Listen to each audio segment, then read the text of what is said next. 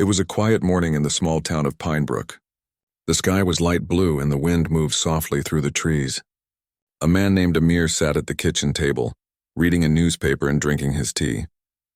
His wife, Sarah, was cleaning the counter while talking about the garden she wanted to plant that weekend. Everything felt calm, simple, and peaceful. Their home was at the edge of the neighborhood, a place managed by the local homeowners association, or HOA. Amir had never liked the HOA much. They often sent letters about the smallest things like the color of the fence or the height of the grass. But today, Amir did not expect the HOA to be a problem. At around 10 in the morning, a white van stopped in front of their gate. Two men stepped out, both wearing dark blue uniforms with patches that looked almost like police badges. They had hats and walkie-talkies, but Amir noticed something strange right away. The logo on their shirts looked cheap, and their name tags were made of plastic. Sarah looked out the window and frowned. "Amir, who are they?" she asked. "I don't know," he said, standing up slowly. "Maybe they are from the HOA again." The men walked up to the door and knocked loudly. Amir opened it halfway. One of the men, tall and thin, showed a card quickly and said, "We're from the HOA enforcement team. We need to inspect your property and speak to your wife." Amir's eyes narrowed. "HOA enforcement team? I've never heard of that before." "And why do you need to talk to my wife?" "It's about a violation report," the man said. "We received a complaint that she has been running an unregistered operation from the house." Sarah looked shocked. "That's not true," she said. "I don't even work from home." The man stepped closer. "Ma'am, we'll need you to come with us for questioning." Amir blocked the doorway. "You are not taking anyone anywhere. If there's a real problem, send an official notice. You can't just show up like this." The second man, shorter and more muscular, placed his hand on his belt. His tone grew colder. "Sir, this is HOA authority business. You don't want to make it difficult." Amir's heart began to beat faster. Something was wrong. These men did not look like real officers. Their shoes were dirty and their badges were crooked. He looked into their eyes and saw nervousness, not confidence. Sarah felt a chill move through her body. "Amir, close the door," she whispered. He nodded and started to push the door shut, but one of the men placed his foot in the gap. "Don't do that," the man said firmly. "You need to cooperate." Amir pushed harder, slamming the door closed and locking it. He turned to Sarah. "Call the police right now." Sarah ran to the phone, but before she could dial, they heard a loud thud outside. The men were trying to force the door open. The sound echoed through the living room. Amir grabbed his phone and started recording. "I'm recording you," he shouted through the door. "You are breaking into private property." The noise stopped for a few seconds. Then one of the men shouted, "We have authority to remove her by force." Sarah's hands trembled. "Amir, what do we do?" "Stay calm," he said. "They are fake. Real officers don't act like this." He went to the back door, checking if they were circling around. For a moment, everything went silent. Then he heard footsteps moving to the backyard. He locked that door too. Sarah stood near the kitchen counter, breathing hard. Why would they do this? Why us? Amir did not know, but he was sure now that these men were not from any real HOA. They were pretending to be something they were not. He picked up his phone again and called the local police. "Two fake officers are trying to break into my house," he said quickly. "They say they are from the HOA, but they are not real. Please send help." The dispatcher told him to stay inside and not to engage. Help was on the way. While waiting, Amir looked at Sarah. She was holding her phone, her fingers shaking. "There's someone else I can call," she said quietly. Amir frowned. "Who?" Sarah hesitated. "Someone from my past job." Amir stared at her. "Past job? What do you mean?" Sarah looked away. "I never told you everything about what I used to do before we moved here. But right now you need to trust me." Before Amir could ask more, Sarah opened a small wooden box from the top shelf and took out a tiny black device that looked like a phone, but with no screen. She pressed a button and spoke softly. "This is Blue Sparrow requesting backup. Emergency code 7. Amir's mouth opened slightly. "What is that?" "Later," she said. "Just stay near me." Outside, the fake HOA men were whispering to each other. One of them said, "This isn't going as planned. She might have called someone." The tall one replied, "We need to finish the job fast." They started hitting the door harder, trying to break it open. The door frame began to crack. Amir grabbed a chair and held it like a shield. Sarah stayed behind him, her face calm now, not afraid. Suddenly, the sound of helicopters echoed in the distance. Amir looked up through the window. 2 black helicopters were moving fast toward their neighborhood. Within minutes, a group of black SUVs entered the street. The fake HOA men froze when they saw them. The first SUV stopped right in front of the house. Several people in dark suits stepped out, all moving with sharp discipline. They spoke through earpieces and pointed at the 2 fake officers. "Drop your weapons and get on the ground," one of them ordered. The fake men tried to run, but they didn't get far. The new team moved fast and caught them within seconds. One of the suited agents spoke into his radio. "Target location secured. Subject protected." Amir and Sarah watched through the window, stunned. Then there was a soft knock. A woman in a suit showed her badge and said, "Mrs. Sarah, we received your call. You're safe now." Amir looked at Sarah with wide eyes. "Who are they?" Sarah sighed and gave a small smile. "They're old friends from work," she said. The agent outside spoke again. "We'll take them for questioning. You should stay inside for now." Amir could hardly speak.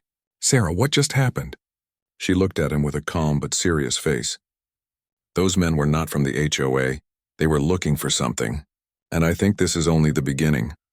The air inside the house was heavy with confusion and fear. Amir felt his world twist in a way he could not explain. He had always thought his wife lived a simple life before they met. But now it seemed there was a deep secret buried in her past. Sarah walked to the window and watched the agents take the fake HOA men away. Her face was calm again, but her eyes looked distant, as if she was remembering something far away. Amir took a deep breath. He knew that whatever was coming next would not be ordinary. The quiet life they had was gone. Something larger had begun. The morning after the strange attack, Amir sat on the porch holding a cup of tea, staring at the front gate where everything had happened. The white van was gone, and so were the men who pretended to be officers. The memory of their fake badges and cold voices still echoed in his mind. He had barely slept. Sarah came outside looking calm as always, but Amir noticed that her eyes were sharper now. She had changed overnight. There was no fear in her face, only quiet focus. "Did you sleep?" Amir asked. "A little," she said. "You?" He shook his head. "Not really. I keep thinking about what happened. Those men weren't random criminals, were they?" Sarah didn't answer right away. She looked out at the trees moving in the morning wind. "No," she said finally. "They were sent by someone who knows me. Someone who shouldn't know where I am." Amir frowned. "I think you should tell me the truth now. What was that device you used yesterday? Who did you call?" Sarah sighed. "You deserve to know. I was part of a security agency before we met.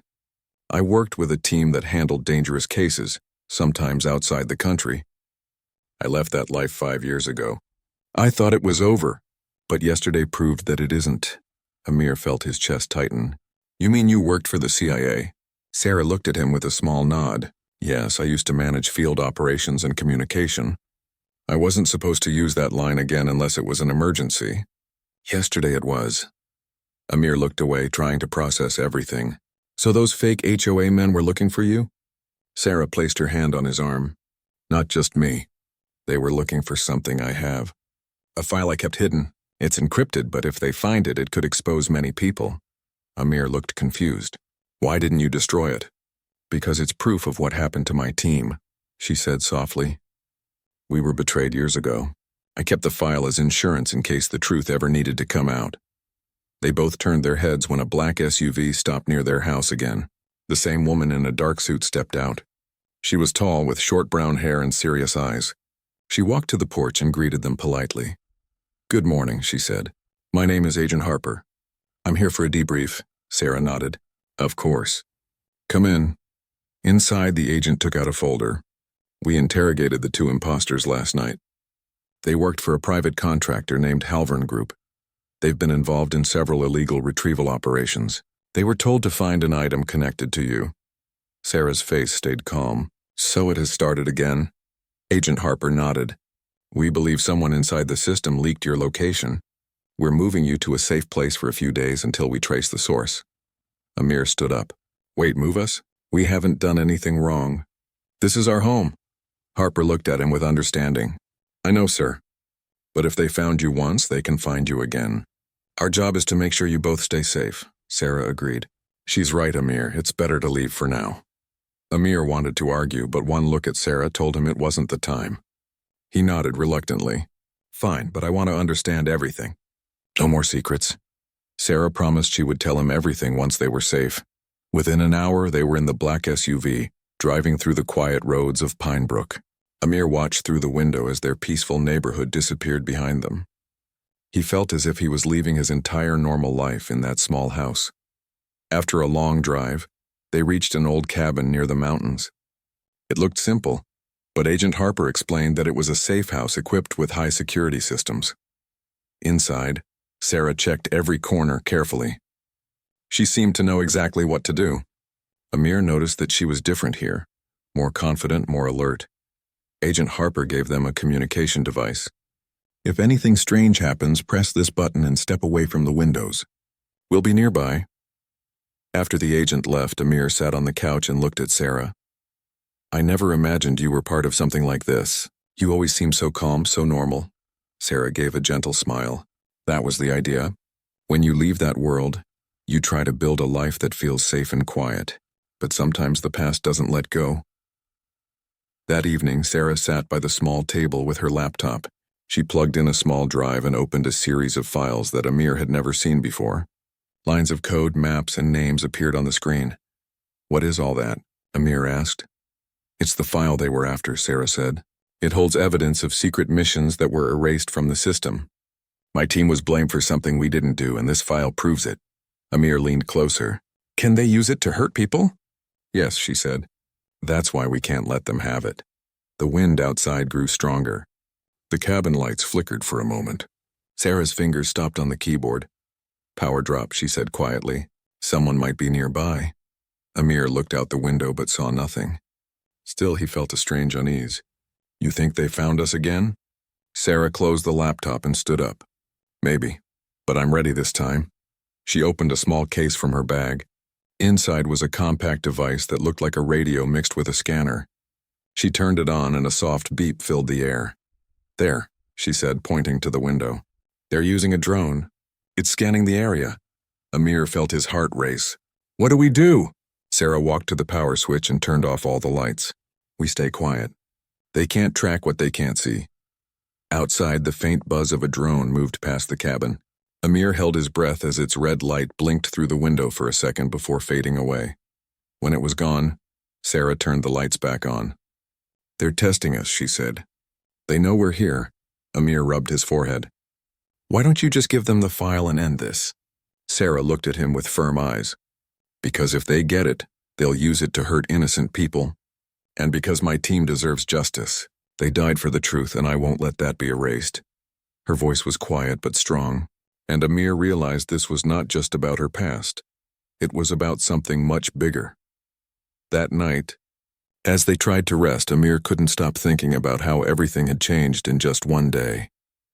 The woman he thought he knew had been someone entirely different, a secret agent, now hunted by people with unknown motives. At midnight, Sarah woke up suddenly. She heard a sound soft and distant like footsteps outside. She looked through the curtain and saw two shadows moving near the trees. Amir woke up too. What is it? Sarah whispered. They found us. Before Amir could reply, the cabin's alarm started flashing silently. Sarah pressed the emergency button on the device Agent Harper had given her. Within minutes, distant lights appeared down the hill, black SUVs speeding toward them. Sarah grabbed Amir's hand. Stay close to me. The sound of engines grew louder. The two figures outside began to run toward the forest as the SUV stopped in front of the cabin. Agents jumped out, surrounding the area with flashlights. Agent Harper came out again, her voice clear and firm. We have them on the run. Stay inside until I say it's clear. Sarah nodded, her hand still holding Amir's. He could feel her pulse racing. When it was over, Harper returned and said, They're gone for now, but this confirms our fear. Someone is tracking your old signal patterns. They won't stop. Sarah stood tall. Then we won't hide. We'll go after them instead. Amir looked at her, surprised. You mean we? Sarah smiled softly. Yes, you're part of this now. And if we want peace again, we have to finish what they started. The wind outside carried the sound of the agents securing the area, but inside the cabin, A quiet determination grew between them. The fear was still there, but it was joined by something stronger: resolve. Sarah knew this was only the beginning of the real fight. The next morning, the air around the cabin was cold and still. The sky was gray, and the mountains looked dark behind the mist. Amir stood outside, watching the road that led into the forest. He had barely slept again. His mind kept replaying the night. The shadows outside, the flashing lights, and Sarah's calm face as danger closed in. Inside the cabin, Sarah was sitting by the table with her laptop open. Her fingers moved quickly on the keyboard. Lines of code and strange data filled the screen. She looked focused and serious. Amir stepped inside and asked, "Did you find anything?" Sarah nodded slightly. "Yes. The signals from last night were traced to a relay station about 40 miles away. Whoever sent those fake officers is watching this region closely." Amir looked worried. "So they are still after us?" "Yes," she said. "But now we know where they are, and we can find out who's behind them."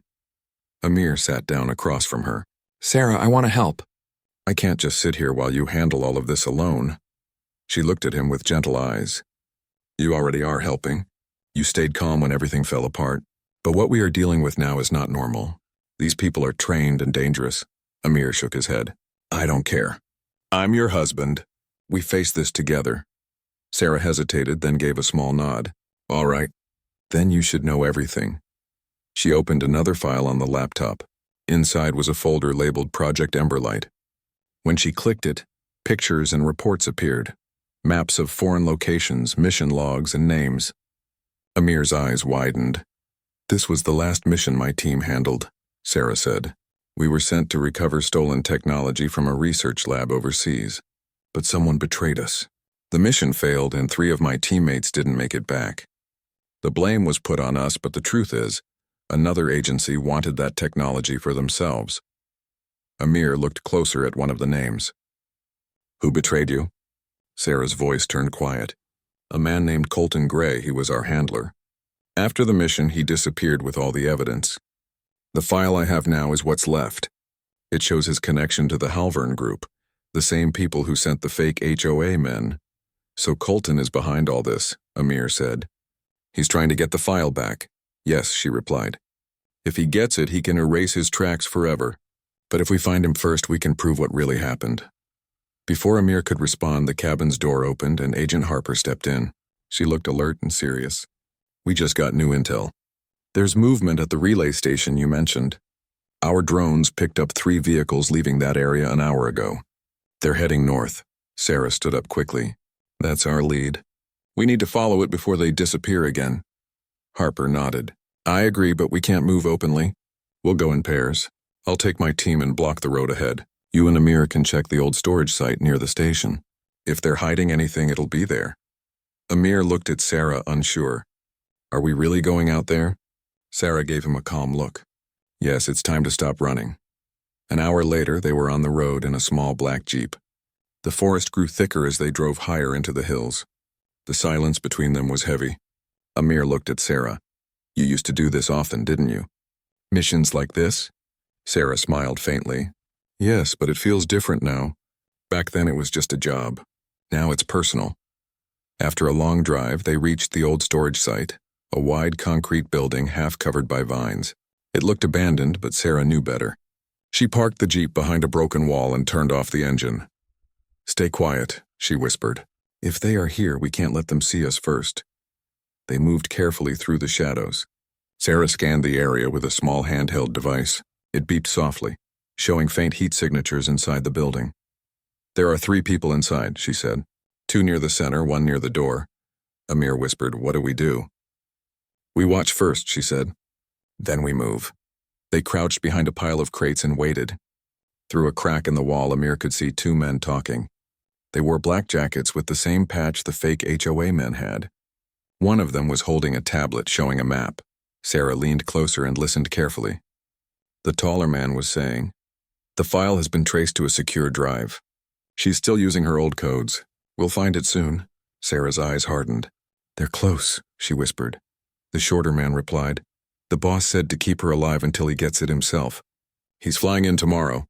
Sarah's breath caught for a second. "He's coming," she said softly. "Who?" Amir asked. Colton, she answered. Just then, the third man near the door moved toward the outside. Amir froze as the man came closer to where they were hiding. Sarah pulled Amir down and stayed still. The man stopped a few feet away, looking around, then went back inside. Sarah exhaled slowly. That was close. Amir looked at her. We can't take them all by ourselves. We don't have to, she said. We just need proof that they are here.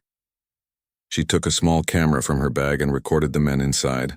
After a few minutes, they had what they needed, but as they turned to leave, a sound echoed, metal scraping against stone.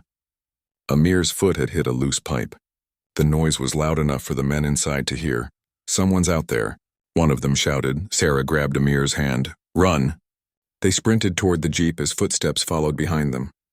Bullets did not fly, but shouts filled the air. Sarah started the jeep quickly and they sped down the dirt road. Amir looked back and saw one of the men making a call. They're alerting someone, he said. I know, Sarah replied.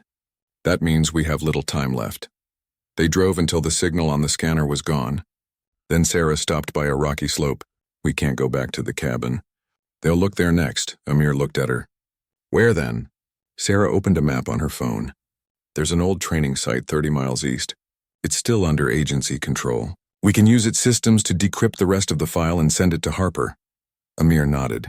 Let's go. The road was rough and narrow, but they kept moving.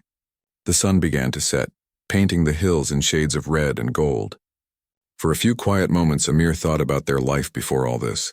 Simple mornings, small talks, quiet laughter. Now everything felt far away. After hours of driving, they reached the site. It was hidden deep in the forest, surrounded by tall fences and motion sensors. Sarah used an old passcode and the gate opened slowly. Inside, the building was dark but still functional. Sarah turned on a few lights and powered up the control station. The hum of machines filled the air. Amir looked around. So this is where you used to work? She smiled slightly. Something like that. It was a backup post. We used it for secret communications. She placed the encrypted drive into the terminal and began decrypting the data. Lines of text appeared on the large screen. Amir watched as pictures and records opened one by one.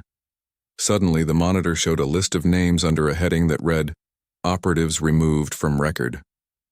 Sarah's eyes widened. These are my teammates, she whispered. The ones who disappeared. Amir leaned closer. And Colton's name? Sarah scrolled down and found it.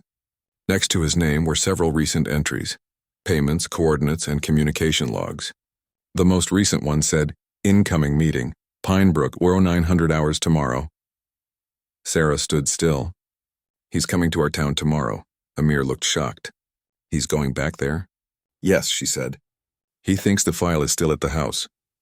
Sarah turned off the monitor and faced Amir. We can stop him there. But we'll need Harper's team ready. Amir took a deep breath. Then we'll go back. The decision was made. They packed the drive, the devices, and prepared for the next morning. As they sat near the old control room before leaving, Amir looked at Sarah and said, You could have told me everything earlier. But I understand why you didn't. Sarah smiled softly. I didn't want this world to touch you. But now that it has, I'm glad I'm not alone. Outside, the night air grew colder. The trees moved slowly in the wind. Tomorrow would bring the final confrontation, and both of them knew it would change everything. They stood side by side, ready for what was coming. The night before their return, the wind outside the old training site was strong and cold. The trees swayed under the moonlight while inside, Sarah packed the last few devices into a small black case. Amir watched her in silence. He could see the calm determination in her face. She had changed completely from the woman who used to laugh about garden plans and simple meals. She was the same Sarah, but sharper, stronger, and filled with quiet purpose. Amir stood near the window. You really think he will show up at our house? Sarah nodded. Yes, Colton believes the file is still hidden there. He will come to find it himself because he doesn't trust his men anymore. We will use that to our advantage, Amir frowned. What if he brings more people? Sarah looked at him. Then we will be ready. Harper's team will cover the area. We will stay inside and wait for him to reveal himself. Amir sighed. I never thought our home would become a trap. Sarah placed her hand on his arm. It's not a trap. It's where this ends. By dawn, they were already on the road. The sky turned light pink as the sun rose over the mountains. The drive back to Pinebrook felt endless.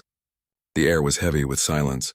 Amir kept glancing at Sarah, wondering how much more she was hiding, but he also knew she was doing everything to protect them both. When they reached the edge of town, Agent Harper's convoy met them on a quiet road. The agent stepped out of her SUV and walked up to their Jeep. "Everything's set," Harper said. "We have eyes on every street near your house. Once Colton shows up, we'll move." Sarah nodded. "Good. We'll stay inside and keep the place looking normal." Harper handed her a small earpiece. "We'll stay in touch through this channel. If anything changes, signal me twice." They drove slowly into their neighborhood. It looked peaceful as always, with kids playing on the lawns and people walking dogs. No one would have guessed that something dangerous was about to happen there. When they entered the house, Amir took a deep breath. The memories of that morning with the fake HOA men came rushing back. The broken door had been repaired, and everything looked normal again, but the silence inside felt heavy. Sarah went straight to the study. She set up her laptop on the table and connected it to the secure drive. "We need to make it look like I'm decrypting something important," she said. "He will take the bait." Amir stood near the window, keeping watch. "What if he comes early?" Sarah smiled faintly. "Then I hope Harper's people are faster." Hours passed slowly. The afternoon sun moved across the room. Amir checked his watch again and again, waiting for something to happen. Around 3 in the afternoon, the earpiece crackled. Harper's voice came through, calm but tense. "We've got movement. A black sedan just entered your street. License plate matches Colton Gray's records. Stay sharp." Sarah's heart began to beat faster, but her face stayed calm. "Understood." Amir looked out through the curtain and saw the car stop near the gate. A man stepped out, tall and dressed in a gray suit. His hair was silver, his posture confident. He looked like someone used to being obeyed. Sarah recognized him instantly.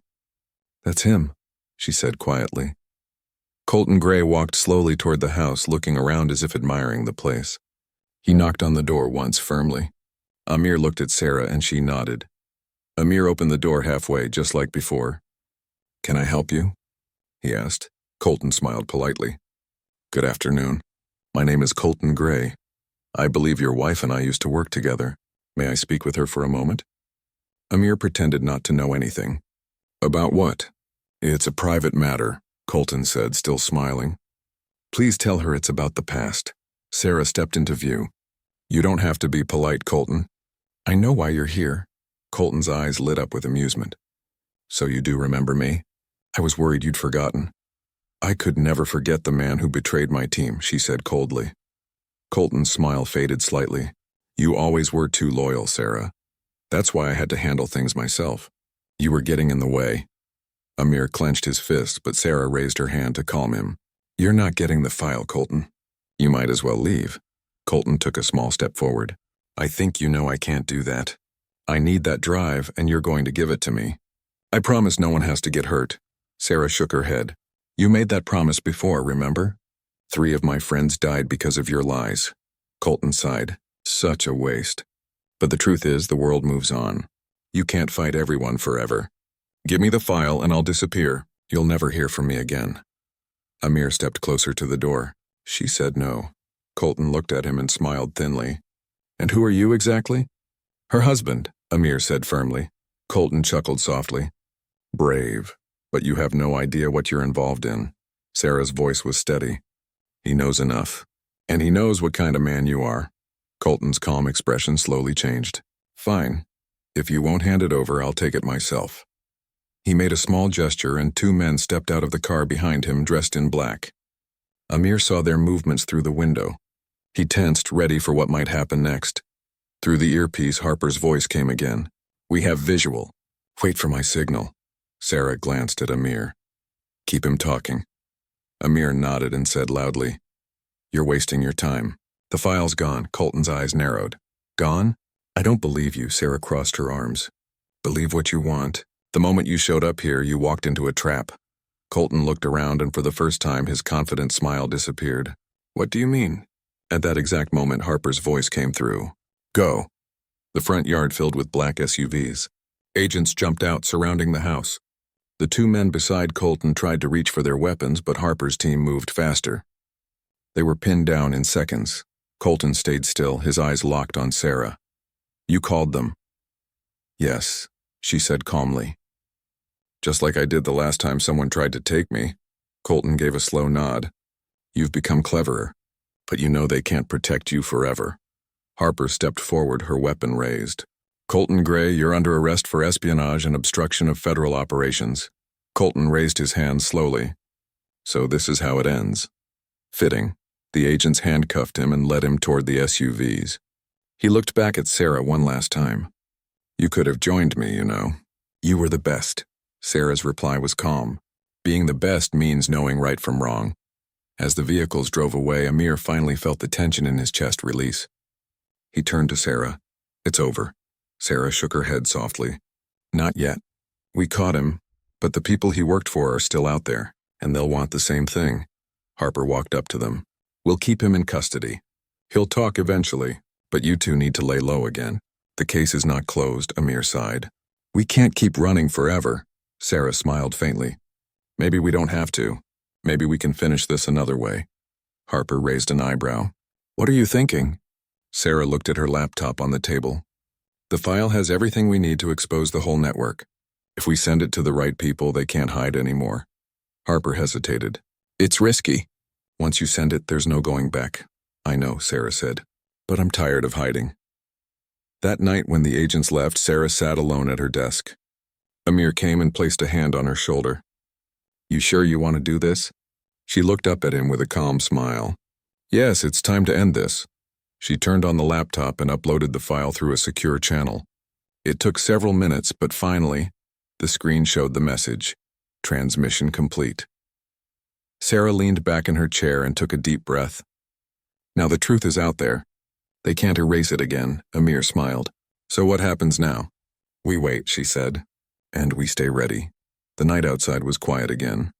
The same house that had once been their peaceful home had now become the center of something much bigger.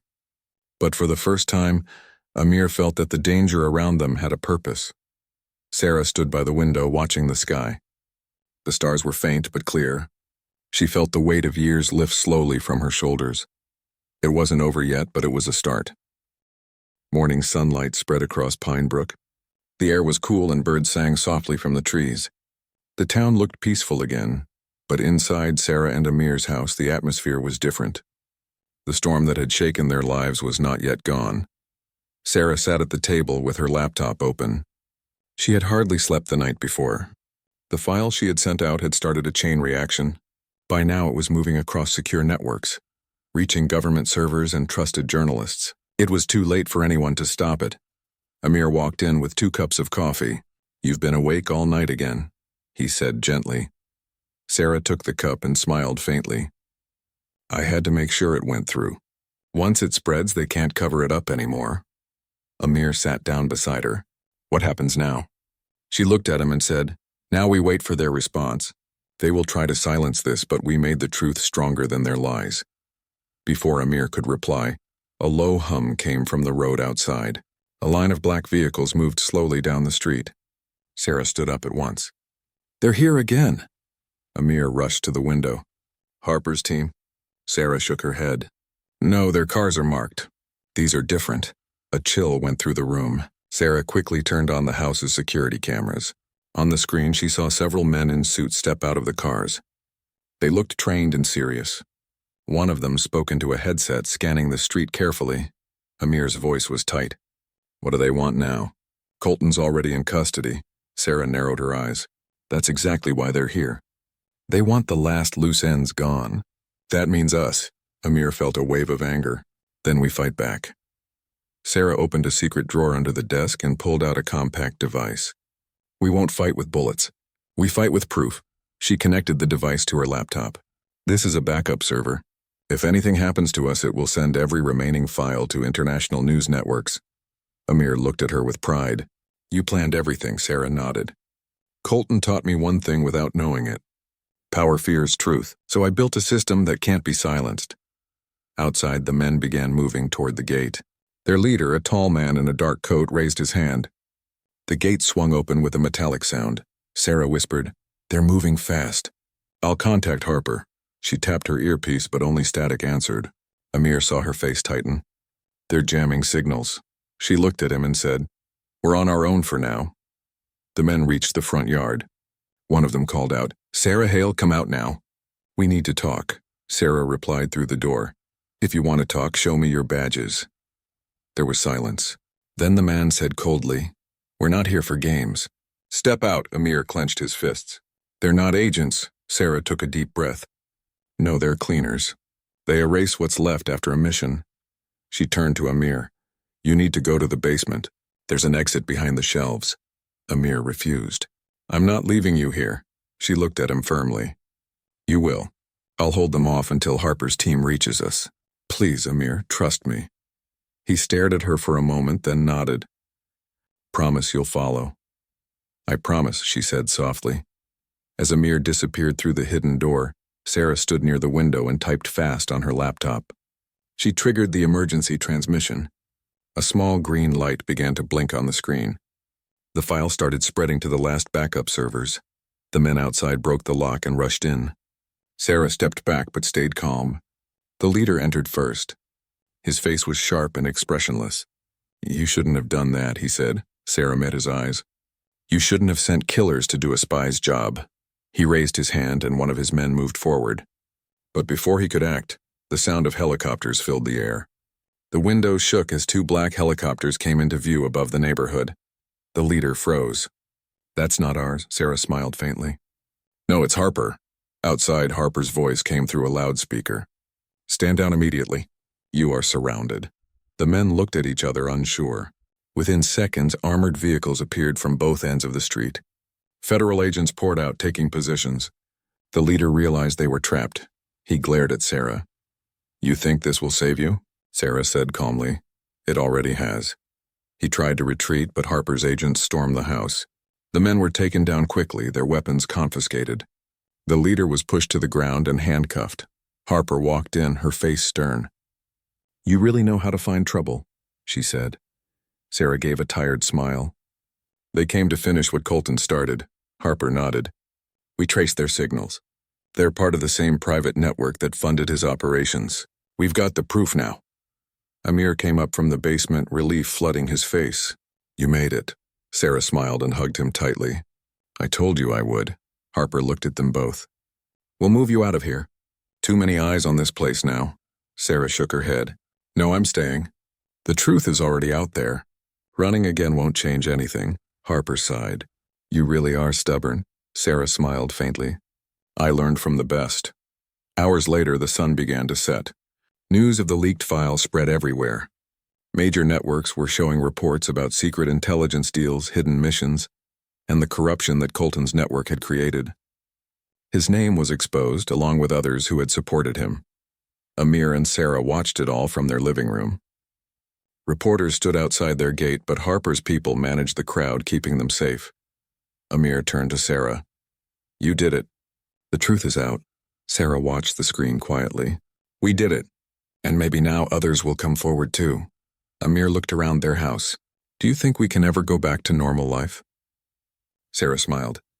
"Maybe not like before, but maybe something better. No secrets, no running."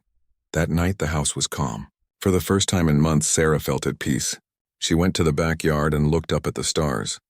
The sky was clear and a soft wind moved through the trees. Amir joined her. "You're thinking again," he said gently. Sarah nodded. "I was trained to live in shadows, but now I see how much brighter the world can be when truth comes out." Amir smiled.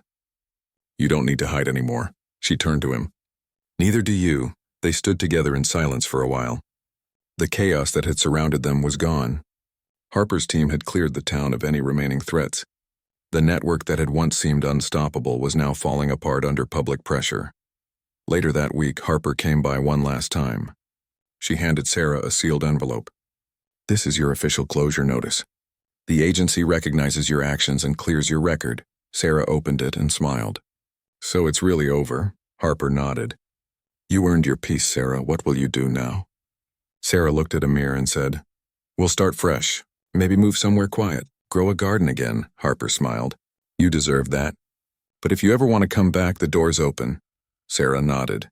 "Thank you, Harper, for everything." After Harper left, Amir looked at Sarah with a warm smile. "So, a new beginning?" She took his hand.